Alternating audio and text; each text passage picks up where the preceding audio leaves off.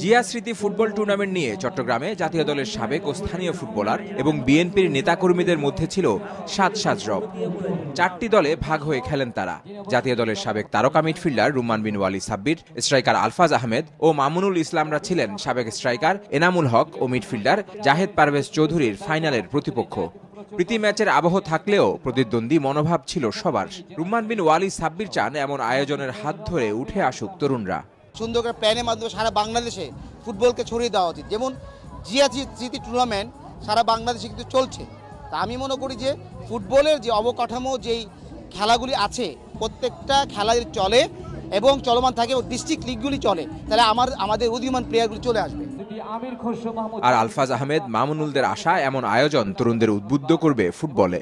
নতুন প্রজন্মে যারা আছে আমাদের খেলা দেখে উৎসাহিত হোক এবং এই খেলার মাধ্যমে আগামী প্রজন্ম অনেক কিছু শিখবে এবং আর এগিয়ে যাবে, এটাই আমরা চাই।